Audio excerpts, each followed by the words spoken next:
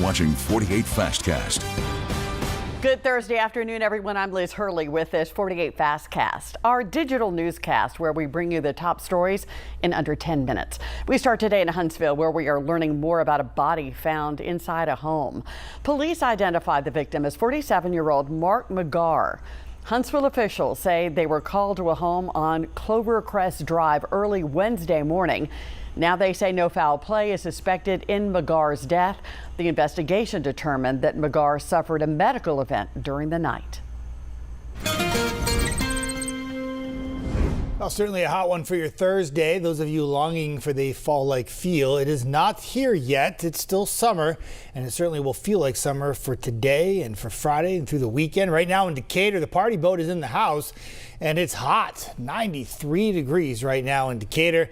A little humid out there, makes it feel more like 94, 95. Temperatures mainly in the 90s at one point this afternoon. Now a few upper 80s mixed in. And unlike yesterday when we popped a few little showers and storms in the afternoon, we do not have that happening right now. Any kind of showers that have developed so far today have been south of I-20, affecting mainly southern Alabama, southern Georgia, and therefore mainly dry conditions will continue for us through the rest of the afternoon and evening and eventually into the overnight. Temperatures eventually fall back into the 70s and then 60s when you wake up tomorrow morning. Could be some patchy fog, otherwise a sunny and hot day for Friday. A few storms in the afternoon, and I'll have your forecast for the weekend coming right up. Looking forward to that. Thank you, Jeff. An 18-year-old from Florence behind bars this afternoon after leading police on a high-speed chase for the third time this year. Nikhil Malone is facing charges of attempting to elude and possession of marijuana.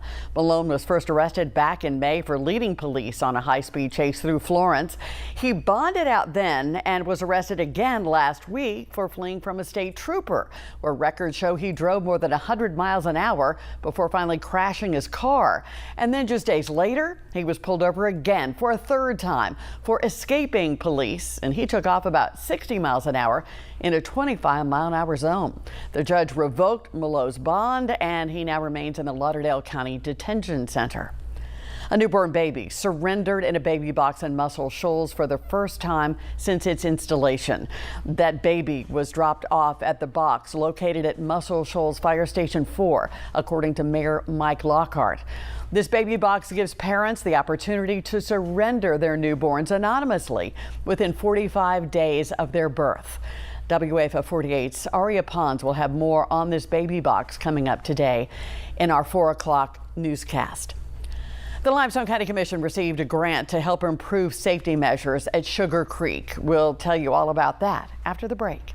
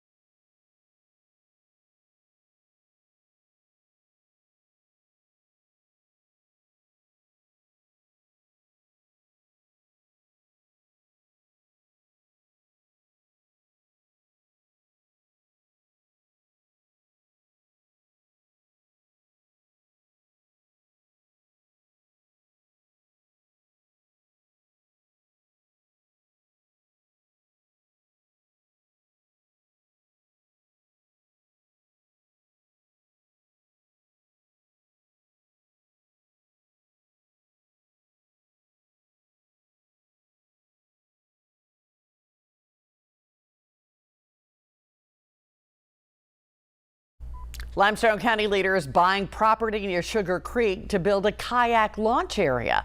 As part of a grant, the County Commission is planning to build a parking lot to fix the issues that kayakers face when they use that creek. Right now, kayakers have to park on the side of the highway, and that's causing safety concerns. County Commissioner LaDon Townsend says that the original landowner did allow people to park on their property, but it became just too much to handle over time. That's park on the shoulder of the road.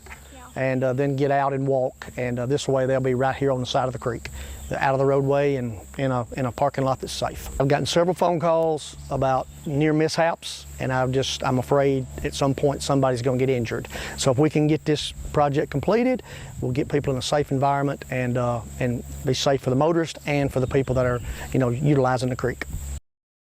Commissioner Townsend says they plan to have that area open next summer. Now, your 48 First Alert weather forecast with meteorologist Jeff Denoyer. It's all about safety, of course. In Guntersville right now, beautiful look, and maybe out in the boat today. Maybe you're lucky enough to have the day off. Has that summer feel for sure, with the temperatures up around 90 degrees for many locations. In fact, many locations not just around 90, but even like a 93 in Albertville, 93 in the Shoals, and 94 in Russellville. So way above average for this time of year. Typical high should be about 85 or 86. The dew points, though, not all that bad. There's some 50s mixed in. So I know it's hot, but it's not all that humid. But at this point, when it's 93 and it's like late to September, you just want the fall feel. You want it to be cooler, I know. But the dew point temperatures will actually stay in check through the weekend. So even though we have many hot days ahead of us as we go into Friday, Saturday, Sunday, and early next week, the dew point temperatures will stay in check through the weekend. Now, bumps up a little bit early next week. Ironically, the first day of fall will probably be a pretty hot and humid day across the Tennessee Valley. But there is some change at the tail end of that 10-day that will bring in a couple more days that will be a bit cooler for you. Satellite and radar, the rainfall we had yesterday, that boundary is now to our south. Some rain in South Florida, some showers in the central plains and Midwest. And for us, we just stay mainly dry. We do have a slight chance of a few showers daily as we go into the next couple of days, mainly just because of peak heating, but no real system that's going to impact the area, and therefore mainly dry weather conditions through the weekend. Hour by hour through the evening hours, mainly clear conditions. Could be a little patchy fog when you wake up tomorrow morning. That's how you'll start your day on Friday. And the temperatures on Friday with some sunshine will pop real fast to near 90. There's that slight chance of a few showers in the afternoon.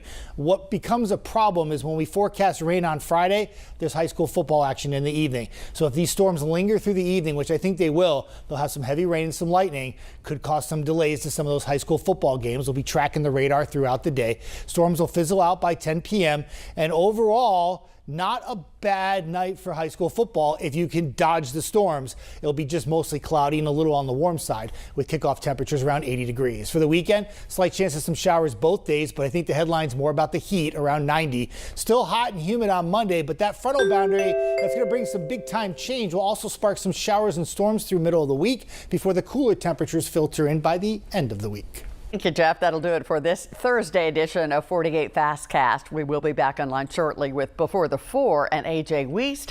Then, of course, join us on TV, WAFF 48, where we will bring you the very latest on what's happening all across the valley at 4, 5, 6, and 10. I'm Liz Hurley. Thanks for watching. Have a great afternoon.